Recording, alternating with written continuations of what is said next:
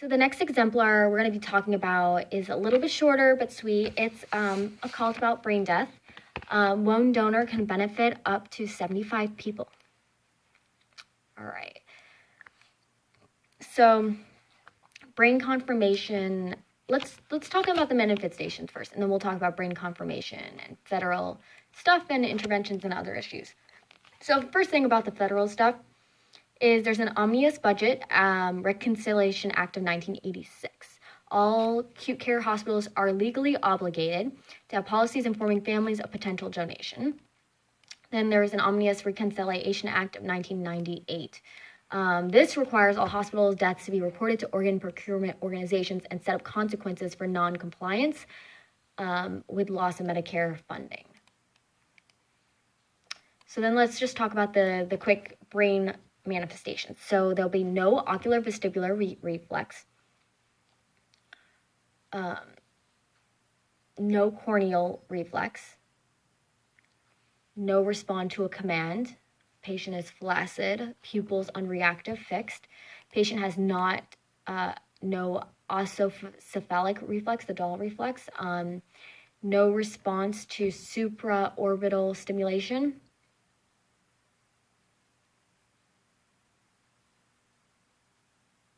Supraorbital. That's interesting. No gag reflex and no spontaneous respiration. So this is how we're going to assess the patient. Brain death confirmation is using an EEG and a cerebral blood flow checking. So really, this is going to be really short. So other issues to think about are hemodynamic. Treat the patient with vasopressin. Up to 98% of donors get diabetes insipidus. So just, think about treating with a vasopressin. Your job as a nurse during this time is to preserve the tissue perfusion by maintaining blood pressure. So vasopressors or vasodilators, use volume expanders, give blood as needed, maintain body temperature above 34 degrees Celsius. Cooling causes ischemia due to oxygen demand. And you don't need to worry about ICP at this time anymore. So some of the nursing complications are implications, not complications, implications. Informing the family and permission, ideally the person who knows them best. Often nurses are in an optimal position after consulting with the physician. When possible, the topic should be raised before death occurs. Private and quiet area of the hospital should be simple, direct questions. Are you a donor family? Or have you ever considered organ donation? This is how you would talk to a family about it. Federal law, transplant coordinator or social worker may request for organ tissue donation at this time of death. Keeping the organs viable is the nurse's job as well. So maintaining a patent airway, maintaining normal temperature, maintaining adequate hydration, preventing infection and complications. Post-consent, you want to think about brain dead patients must meet criteria for organ tissue donation. Extensive testing is done for the HIV, hepatitis B, tuberculosis. Respect the family to giving consent.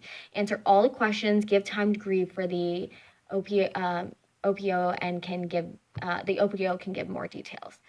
Obtaining the consent, the nurse's responsibility to call the OPO organ procurement organization. Their representatives will talk to the family members. Family must be informed. Family can overturn the decision. Many people sign up to be organ donors. So it's organ donation. Contact the local procurement organization. So legal requirements and policies must be followed. Physician must be notified immediately because some organs have only up to hours after to be able to do this.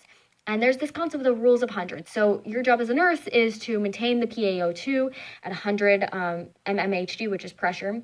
Maintain the urine output to 100 milliliters per hour. Maintain urine output at 100, less than 200 millimeters per hour. So 100 milliliters per hour, but less than 200. Maintain systolic pressure at 110 mmHg. And maintain the temperature at about 100 degrees. So 97 to 102, so that range. And really that is everything that I at least I know about for brain death. This is our job as a nurse to be able to preserve that organ donation so it can go and actually save someone's life. And a lot of education and monitoring and making sure that this process can be done smoothly, but also helping with the grieving process is really what it comes down to. So this is brain death and the nurse's role.